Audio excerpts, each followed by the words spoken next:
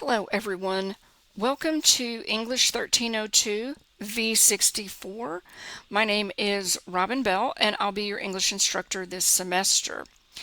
This semester happens to be a Summer 3 section. It is a 10-week course, which is different than the 15-week course that we're all used to during the fall and spring semesters. So the pace and the workload will be a little bit more than what you might be used to during a regular long term, but it will be much more manageable than the Summer 1 or Summer 2 sessions, which are only 4 weeks and 3 days.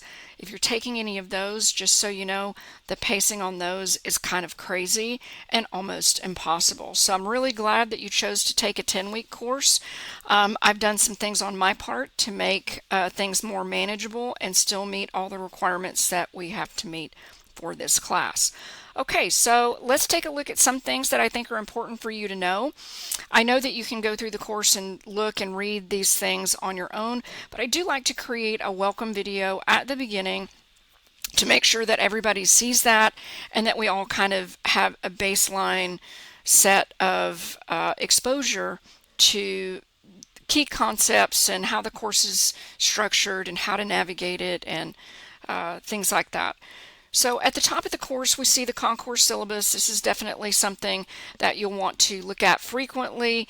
It is kind of the contract between you and me. It's got all of the policies, procedures, best practices, and the grade distribution for the class, which is very important because then that helps you keep a handle on how you're doing in the class. Not all assignments are worth the same amount of points or the same percentage of your overall grade, so you can see how it's calculated, and it's very cumulative.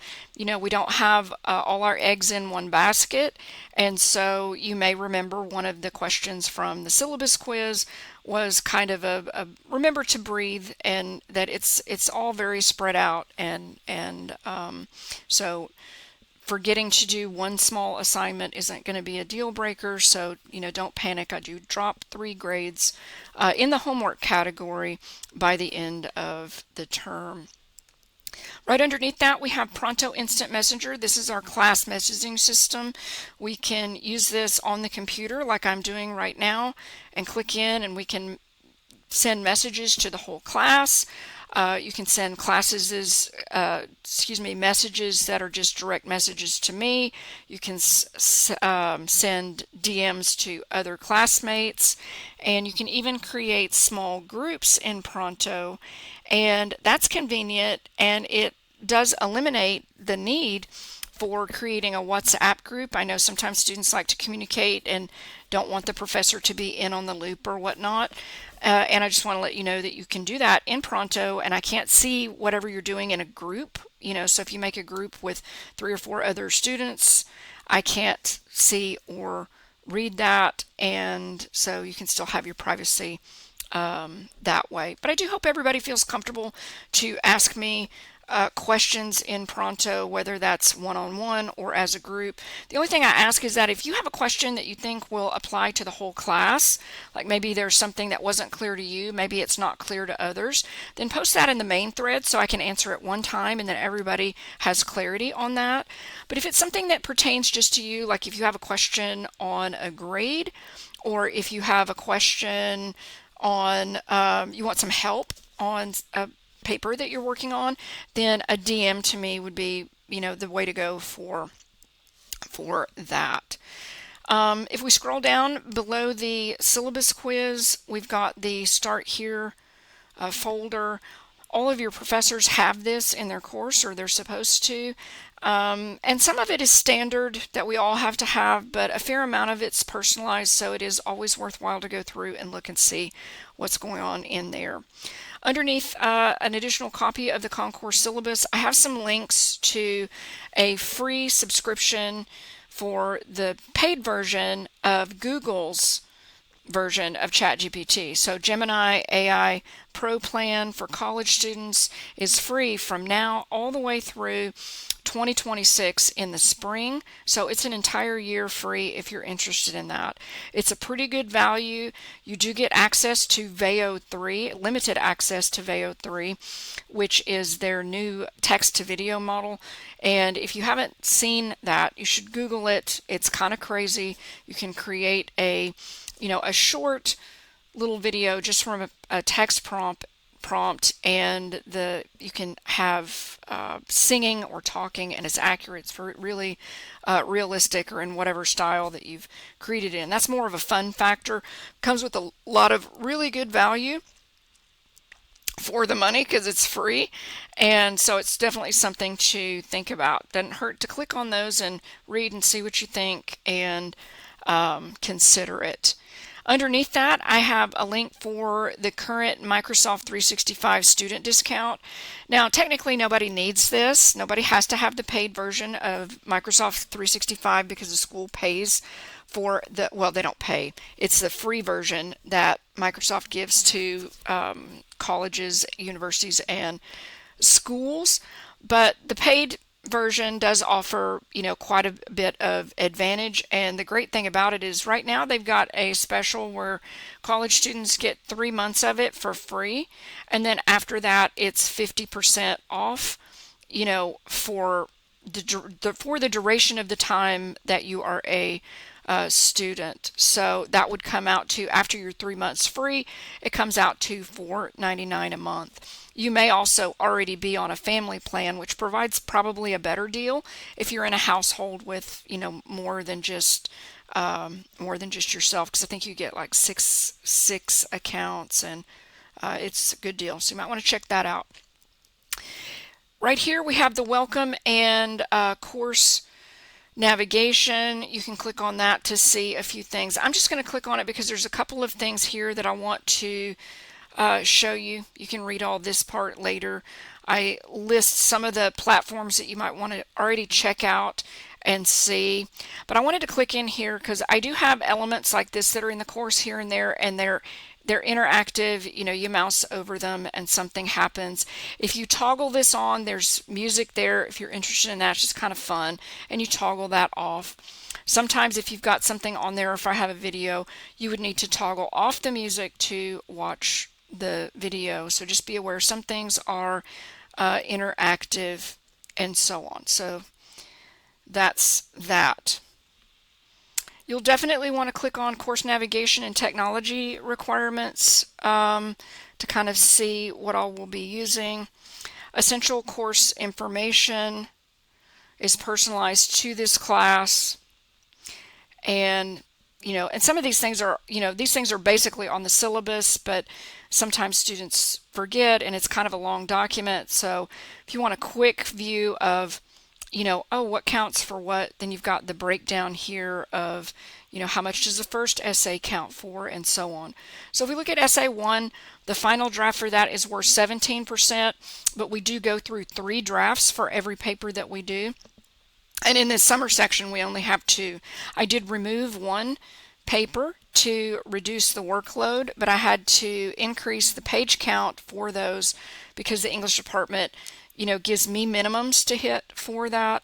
But I feel like that is more manageable for us to have 2 essays instead of 3 in 10 weeks. But just so you can see why I have the weird distributions here, you might think, why 17? Why 22?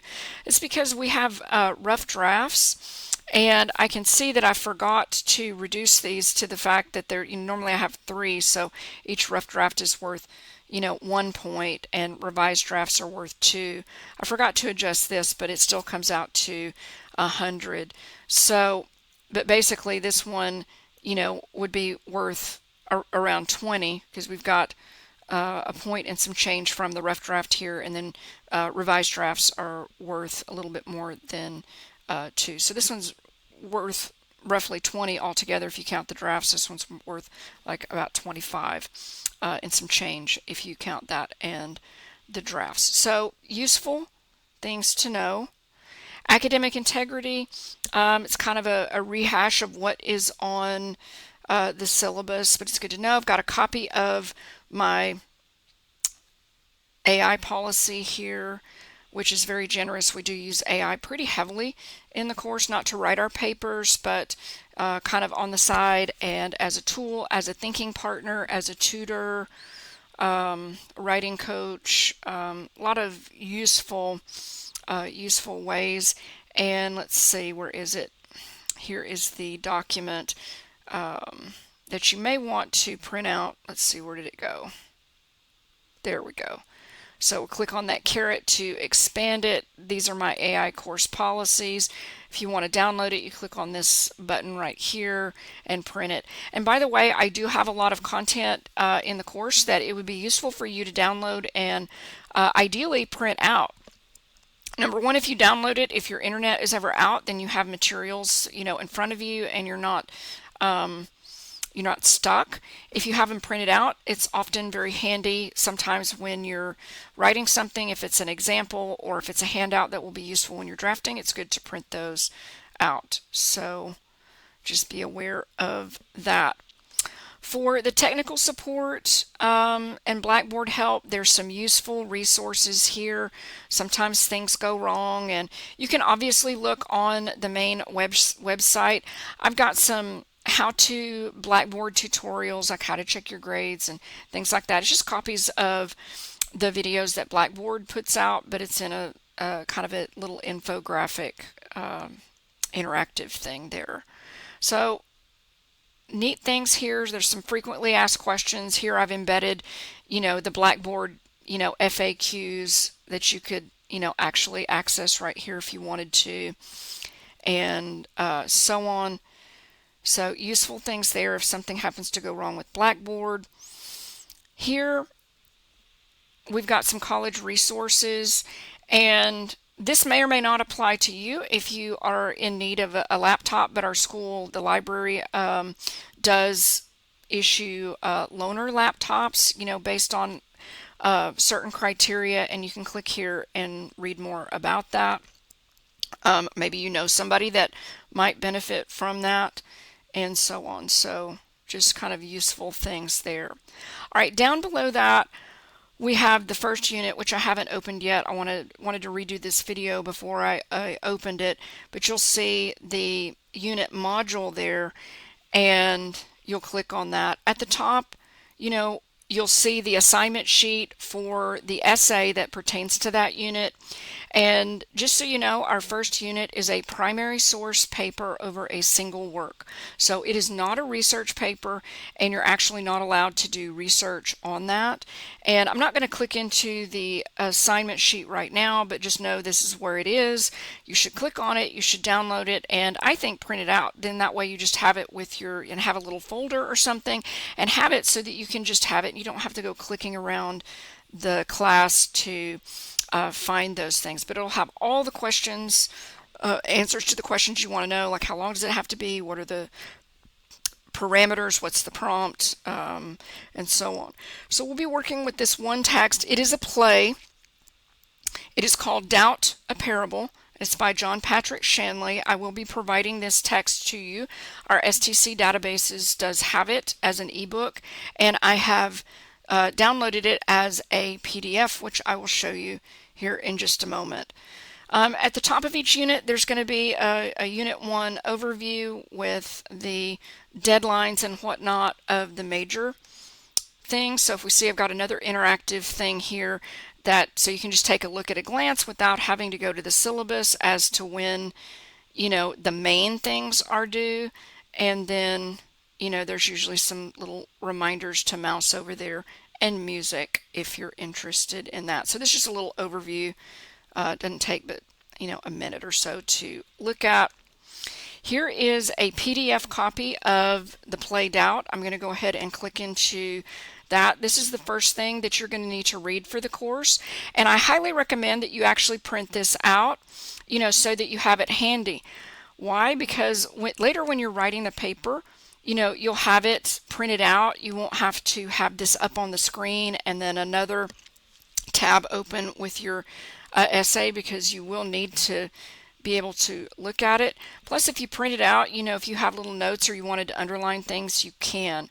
We are going to annotate it together as a class, or not necessarily together, but some aspects will be by yourself and some will be kind of in conversation with others. So we'll have a formal annotation exercise or a series of them, but it's good to have your own copy printed out and your own, either sticky notes or whatnot, so that when you're writing the paper, you can reference that. And just so the ebook, if you were to click on it in the STC databases, it doesn't really show the page numbers, so that's one of the reasons why I wanted to include this here. We're going to go ahead and use these page numbers in the bottom right hand corner when you're creating the citations for your paper, just so you won't be using this right here. That may or may not correspond. I had a student last semester that she said, oh, I was using the numbers at the top, and at first I didn't know what she was talking about, but it wasn't these. I think she had it open maybe she had downloaded it and opened it in, I don't know, maybe the Edge PDF browser, and the pagination was off. So just be aware it's these pages right here at the bottom. This is a link to the movie tie-in edition, and you really won't need this except when you need to create the works cited entry. So when you're off campus, when you click on something from the library, you will be prompted to log in. So let me enter my password.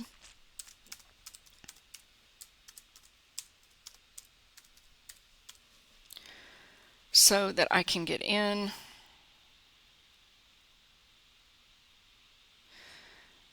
And then since I am faculty, I have to authenticate to get in.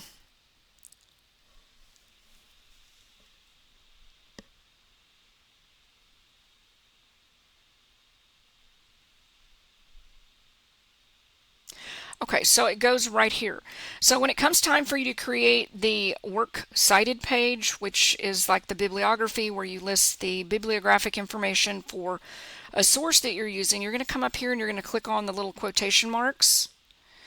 And we use MLA style citation and formatting in the class, so you click on this one. And then you would copy paste this. Now this is not in the proper font, and the works cited part is not centered. This part is supposed to be centered. So when you copy paste this into your document, you would highlight all of this or copy that to your clipboard, paste it into the last page of your paper, and then you would change this to Times New Roman, and you would center this so that it's over here at the top.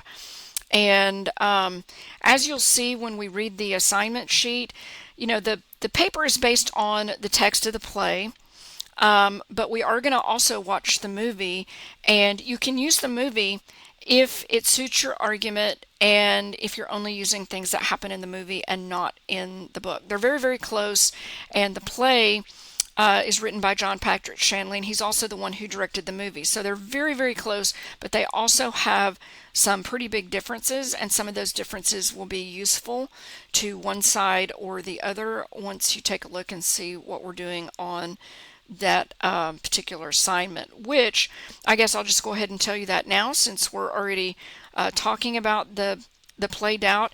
It centers on a pretty terrible question. It takes place in 1964 at the height of the Civil Rights Movement, in a Catholic school and church, and it centers on a question of whether or not a priest has brought about an inappropriate relationship with a 12-year-old boy.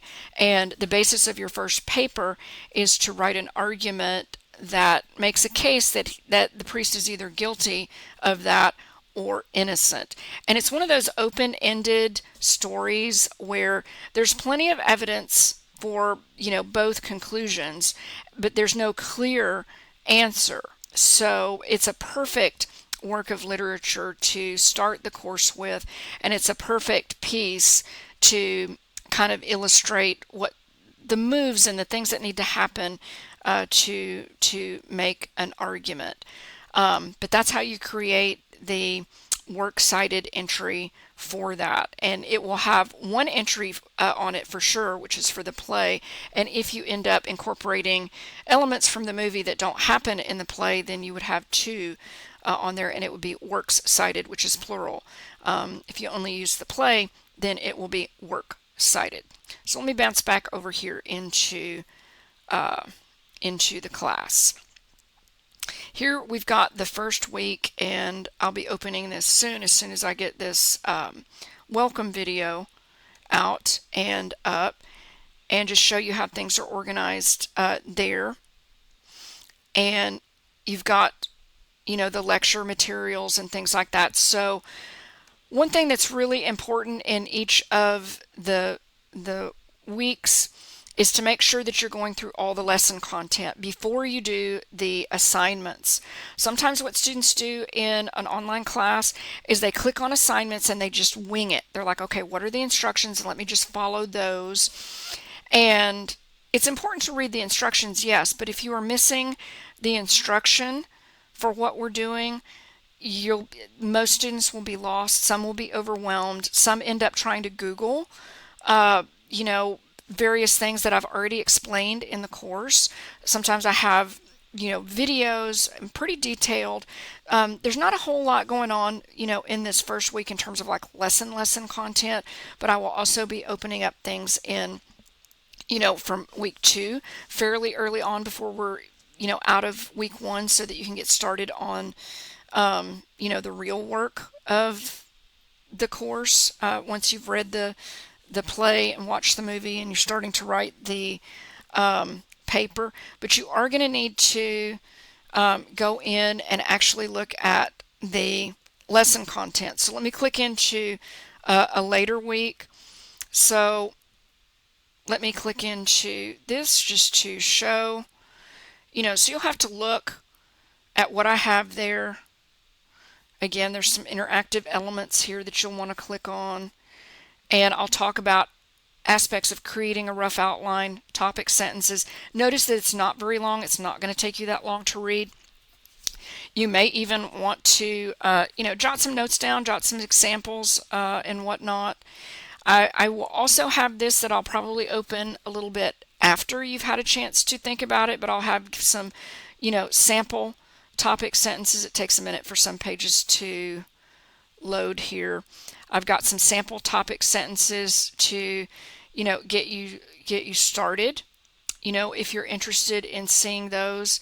So I try to keep things as short and to the point as I can. I used to have super detailed, still super detailed, but I'm trying to strike a balance so that I can actually create lessons that students are more inclined to read. Really important that you do this. If you don't, I can generally tell based on the kind of work that you turn in. I can tell that, oh, you haven't seen the examples that I've done. So just so you know, for your papers, it's important that your papers look like the examples that I put in the course. So I've got example paragraphs, and there's some times where I can't put an example of the exact topic that we're working on because then that influences students thinking too much. But I will have things in there, and your paragraphs need to look like that. Sometimes I do have whole essays in there. Your essays need to look like that, be structured like that, and so on. So a lot of times I can tell based on what you turn in, whether you've seen the lessons or not, and the degree to which you're following the conventions or the things that I've covered in the lessons. So it's really important that you do that, and it will save all of us a lot of time if you do that. Now, having said that, do you have to read all of the lessons before you look at an assignment? No. And sometimes you have to figure out, like, okay, well, what do I need to look at for right now? So you've got to click in and see those things and see, okay, well, maybe you need to read lessons 1.2 and 1.3 to do a particular assignment. So you kind of got to go in and look and see, okay, well, what do I need to know in order to do this assignment successfully? And again, print out the examples that you have, jot notes down like you would in a regular class, not because it's rocket science here, which it's not. This is not like calculus or chemistry where it's a real brain buster in that sense, but writing is a process, and it's also a learning tool. So when you jot things down, it helps you remember them. It helps you commit them to memory so that you don't have to go and look at certain things, but then other things you would want to print out because they're, it's an example of something, and so on. Let me scroll down and, show you some other things, and these will be, available to you momentarily. But down below where all the folders are inside a given unit, that's where we have the assignment links. One of the first ones we'll do is an icebreaker. I'm going to go ahead and click on this. This is using a tool called Padlet. It's an interactive kind of bulletin board. That's not really a precise description, but that's probably the best thing that I can come up with. And this is where we're going to introduce ourselves to the class. It has two requirements. Number one, you got to put something visual here. I will show you what to do. It can be a GIF, it can be a video, it can be a selfie. There's a lot of options of what you can do, but it does need to be something visual. So I put a GIF of Cruella de Vil because I'm the English instructor here, and I know that I hope this is not how you view me. I've got a pretty good sense of humor, and I hope I'm approachable. So then after that, the idea is that you tell us some fun facts about yourself. Keep it light. We're not getting on a soapbox or anything, but just so we can kind of know a few things about each other as people before we get rolling with the semester. So I've got some things here that I'll let you take a gander at later. And then, then it's your turn. So a couple of things here. If you wanted to add a comment for me or one of your classmates, you click on the plus button here. And let's see text and images copied. I'll allow that. And so now I can just type my comment here, and I could put, hi so-and-so, and type and whatnot. But notice the pop-up, you can also put other things here as well. And then once you do that, you've got to come over here and you've got to hit the little pink arrow or it won't post. And I'm going to go in and erase that just so so that's not there when you participate. When you're ready to participate, you're going to click on the plus button here. You could also like double click anywhere on the page. So I just double clicked there, or you can click on the little button, and you can put your title here. You can put you can put you really probably won't have to put your name there because you should be, once you click into this to participate, it should show your name and whatnot, and you can go in and personalize that and whatnot too. But this is where you would put your title. If you could put my introduction to the class, you could put a repeat of your name or whatnot. This is where you go to add something visual. You click on this if you want to do an image search. You click on this if you want to open your computer camera or whatnot. And you can also click on the options to see what you have. There's also a Padlet phone app if you want to use that, but then if you do use that, you'd have to use the school login, and I'd have to show you how to do that, which is easy. It's not hard. But you could also, if you had a selfie or something, you could send it to yourself, or you could, I guess, so you could log into the class and use your phone as a computer, as it were, and so on. But you can do all kinds of things. You can add a video, you can add a GIF, an image, and so on. Even a video. I've had some people, include videos that they made themselves, or like a music video or something that they enjoy watching. But you get the idea, and then you post that. So this is actually for a grade. You need to do your introduction of yourself to the class, and you need to reply to at least 2 classmates, but I'm going to ask you to do me a favor and make sure that nobody gets left out. So today, which is Tuesday the 3rd, you need to make your introduction, and you can start making your replies, but we have all the way through tomorrow, Wednesday, to make the replies. So super easy. Introduce yourself to the class, reply to other people, make a connection, have a conversation even in the comments below, and make sure you're looking back at your post, and if people have asked you a question, make sure that you respond to that, even if you have already met your obligation of the 2. So don't leave anybody hanging. But it should be super fun, and hopefully this breaks the ice a little bit and makes everybody a little bit more comfortable communicating with each other and with me. So that's how the course is structured. I'll be making other little videos which will be much shorter than this one here and there to help explain how to do something that I think you might benefit from a short video for. So that's it. That's a wrap. I want to welcome everybody to the class, and yeah, let's have a great summer. Let me go ahead and wrap this up and get this out, and I will wish you a good day, and I'll talk to you soon.